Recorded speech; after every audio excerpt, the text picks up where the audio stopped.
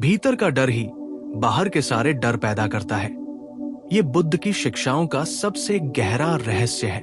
जब हम अपने मन और आत्मा के भीतर झांकते हैं तो हमें पता चलता है कि हमारे अनुभवों का मूल कारण बाहर की परिस्थितियां नहीं है, बल्कि हमारे भीतर मौजूद भय है। ये भय कभी बचपन के अनुभवों से उत्पन्न होता है, कभी समाज के दबावों और कभी स्वयं की आत्म संवेदनाओं और अपेक्षाओं से। अधिकांश लोग सोचते हैं कि डर बाहरी कारणों से आता है, जैसे पैसे की कमी, समाज की नकारात्मक राय, रिश्तों की असफलता, नौकरी का तनाव, स्वास्थ्य संबंधी समस्याएं या अप्रत्याशित घटनाएं। लेकिन बुद्ध हमें बताते हैं कि ये सभी केवल संकेत है। वास्तविक जड़ हमारे भीतर का भय है। जब हम इस भय को समझने की बजाय उसे दबाते हैं या उसका सामना करने से भागते हैं, तो वो और अधिक शक्तिशाली बन जाता है और हमारे जीवन की हर घटना को डरावना बना देता है।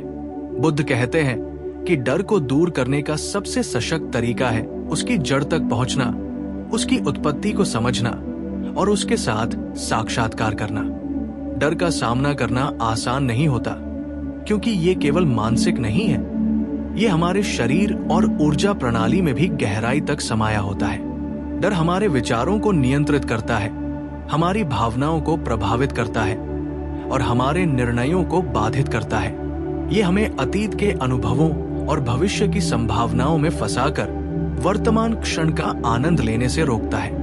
लेकिन जब हम अंदर के डर को पहचानते हैं और उसे बिना विरोध के स्वीकार करते हैं, तो ये शक्तिशाली रूप से बदल सकता है। बुद्ध की ध्यान और निरीक्षण की तकनीकें हमें ये सिखाती है कि डर को बाहर के किसी कारण के रूप में नहीं देखना चाहिए। जब हम अपने भीतर की भावनाओं और मानसिक संरचनाओं को समझते हैं, तो डर अपने वास्तविक रूप में दिखाई देता है, एक अस्थायी मानसिक रचना जो हमें भ्रमित करती है, और ये समझ हमें स्वतंत्रता की ओर ले जाती है।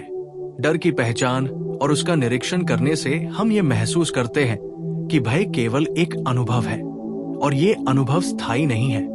बुद्ध कहते हैं कि भय को समझने और उसका सामना करने से हमारी मानसिक स्थिति इतनी मजबूत हो जाती है कि बाहरी परिस्थितियां हमें कभी प्रभावित नहीं कर सकती।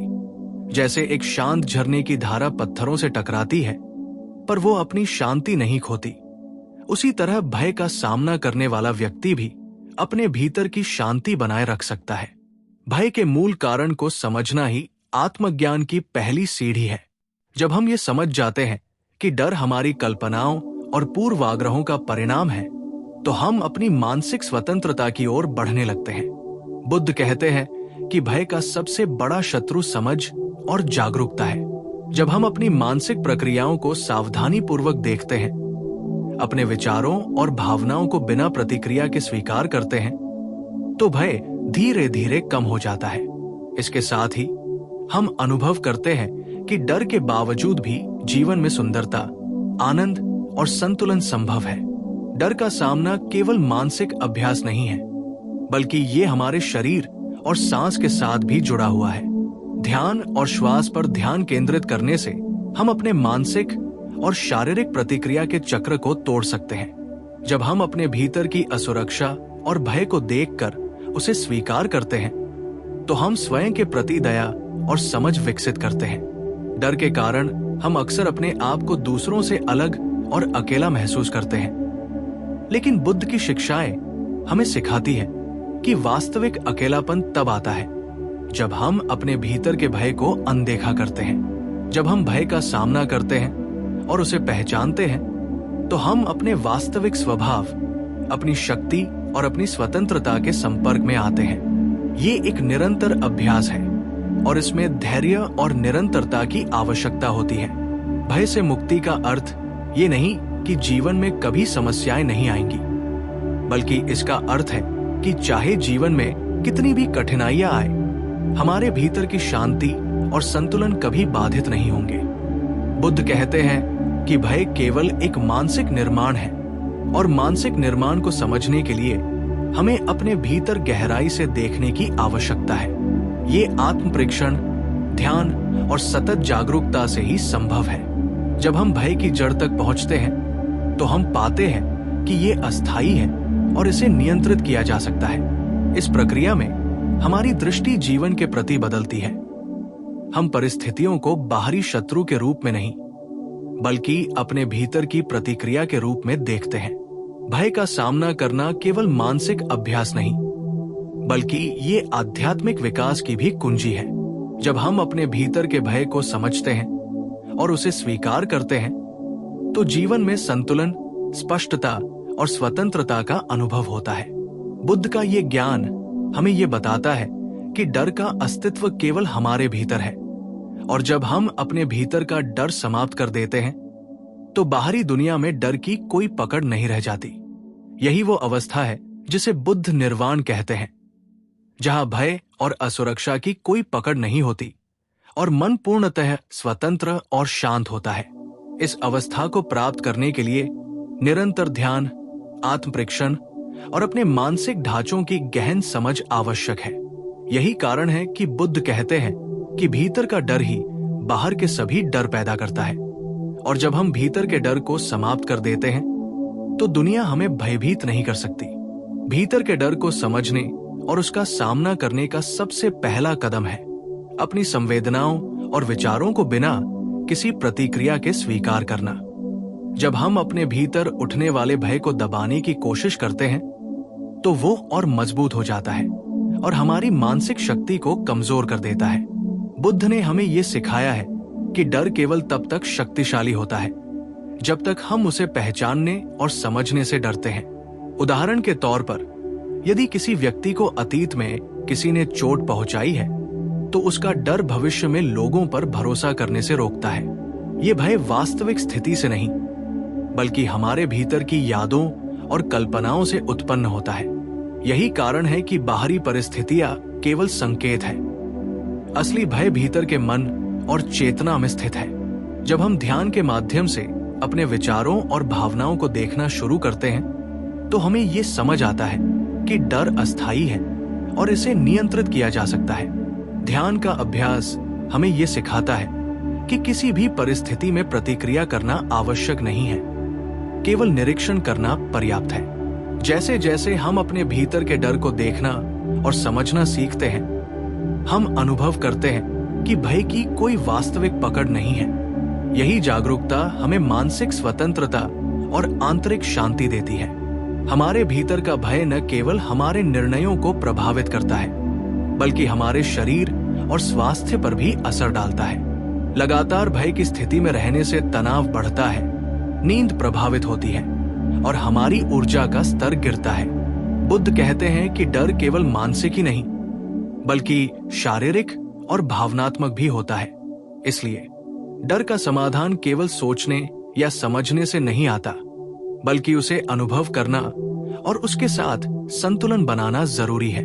जब हम भय का सामना करते हैं, तो हमारी चेतना का विस्तार होता है और हम जीवन के हर क्षण में अधिक जागरूक और संतुलित बनते हैं। ये प्रक्रिया धीरे धीरे हमें सिखाती है कि डर केवल एक मानसिक प्रोग्राम है जिसे हम बदल सकते हैं। भीतर का डर हमारे संबंधों पर भी गहरा असर डालता है। भय की वजह से हम लोगों से दूरी बना लेते हैं, भरोसा नहीं कर पाते और अक्सर अकेलेपन का अनुभव करते हैं। लेकिन जब हम अपने भीतर के डर को समझते हैं और उसका सामना करते हैं, तो हम अधिक खुले, संवेदनशील और सशक्त बन जाते हैं। यही कारण है कि बुद्ध कहते हैं कि भीतर का डर ही बाहर के सभी डर पैदा करता है। डर को खत्म करना अकेलेपन, असुरक्षा और चिंता को भी समाप्त करता है। जब मन भयमुक्त होता है, तो जीवन की चुनौतियां भी हमें डरावनी नहीं लगती। हम हर परिस्थिति का सामना शांति और स्पष्टता के साथ कर सकते हैं। बुद्ध ने यह भी बताया कि डर का सामना करने का सबसे प्रभावी तरीका है वर्तमान क्षण में पूरी तरह उपस्थित रहना। जब हम अपने विचारों को भविष्य की चिंता या अतीत के अनुभव में फंसा देते हैं, तो डर बढ़ता है। वर्तमान क्षण में रहने का अर्थ है अपने विचारों, भावनाओं और संवेदनाओं को बिना किसी मूल्यांकन के स्वीकार करना। इस अभ्यास से हम अनुभव करते हैं कि भय केवल एक मानसिक निर्माण है और वास्तविकता में उसका कोई स्थायी अस्तित्व नहीं है। धीरे धीरे ये जागरूकता हमें मानसिक स्वतंत्रता और आत्मशक्ति देती है। भीतर के डर को पहचानने और उसका सामना करने से हमारी मानसिक और आध्यात्मिक शक्ति बढ़ती है। हम महसूस करते हैं कि जीवन में चुनौतियां हमेशा रहेंगी, लेकिन उनका असर हमारे भीतर की शांति को नहीं हिला सकता।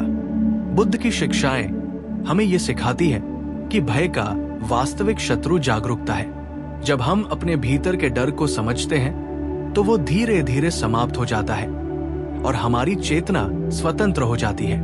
यही वो अवस्था है जहां हम जीवन की हर परिस्थिति का सामना निडर होकर कर सकते हैं और हमारी मानसिक और भावनात्मक स्थिति स्थिर रहती है। भीतर के डर को समझने और उसका सामना करने का सबसे पहला कदम है अपनी संवेदनाओं और विचारों को बिना किसी प्रतिक्रिया के स्वीकार करना। जब हम अपने भीतर उठने वाले भय को दबाने की कोशिश करते हैं तो वो और मजबूत हो जाता है और हमारी मानसिक शक्ति को कमजोर कर देता है। बुद्ध ने हमें ये सिखाया है कि डर केवल तब तक शक्तिशाली होता है जब तक हम उसे पहचानने और समझने से डरते हैं। उदाहरण के तौर पर, यदि किसी व्यक्ति को अतीत में किसी ने चोट पहुंचाई है तो उसका डर भविष्य में लोगों पर भरोसा करने से रोकता है। ये भय वास्तविक स्थिति से नहीं, बल्कि हमारे भीतर की यादों और कल्पनाओं से उत्पन्न होता है। यही कारण है कि बाहरी परिस्थितियां केवल संकेत है। असली भय भीतर के मन और चेतना में स्थित है। जब हम ध्यान के माध्यम से अपने विचारों और भावनाओं को देखना शुरू करते हैं तो हमें ये समझ आता है कि डर अस्थायी है और इसे नियंत्रित किया जा सकता है। ध्यान का अभ्यास हमें ये सिखाता है कि किसी भी परिस्थिति में प्रतिक्रिया करना आवश्यक नहीं है, केवल निरीक्षण करना पर्याप्त है। जैसे जैसे हम अपने भीतर के डर को देखना और समझना सीखते हैं, हम अनुभव करते हैं कि भय की कोई वास्तविक पकड़ नहीं है। यही जागरूकता हमें मानसिक स्वतंत्रता और आंतरिक शांति देती है। हमारे भीतर का भय न केवल हमारे निर्णयों को प्रभावित करता है, बल्कि हमारे शरीर और स्वास्थ्य पर भी असर डालता है। लगातार भय की स्थिति में रहने से तनाव बढ़ता है, नींद प्रभावित होती है और हमारी ऊर्जा का स्तर गिरता है। बुद्ध कहते हैं कि डर केवल मानसिक ही नहीं, बल्कि शारीरिक और भावनात्मक भी होता है।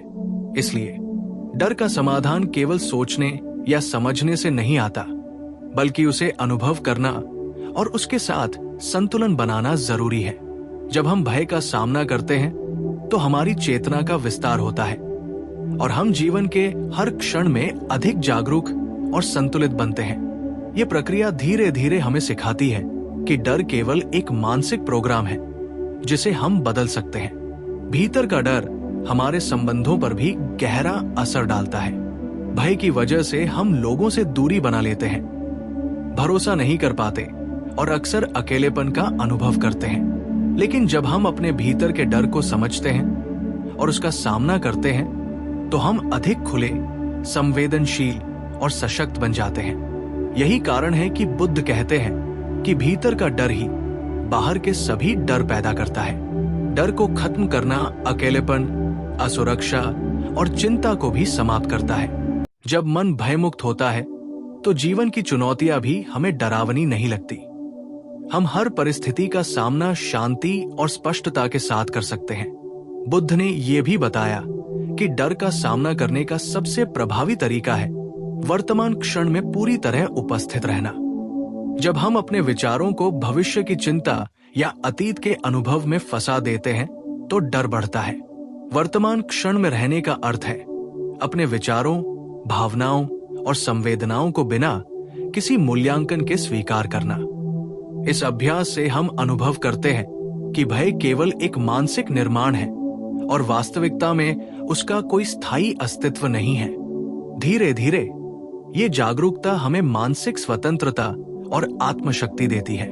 भीतर के डर को पहचानने और उसका सामना करने से हमारी मानसिक और आध्यात्मिक शक्ति बढ़ती है। हम महसूस करते हैं कि जीवन में चुनौतियां हमेशा रहेंगी, लेकिन उनका असर हमारे भीतर की शांति को नहीं हिला सकता। बुद्ध की शिक्षाएं हमें ये सिखाती है कि भय का वास्तविक शत्रु जागरूकता है। जब हम अपने भीतर के डर को समझते हैं तो वो धीरे धीरे समाप्त हो जाता है और हमारी चेतना स्वतंत्र हो जाती है। यही वो अवस्था है जहां हम जीवन की हर परिस्थिति का सामना निडर होकर कर सकते हैं और हमारी मानसिक और भावनात्मक स्थिति स्थिर रहती है।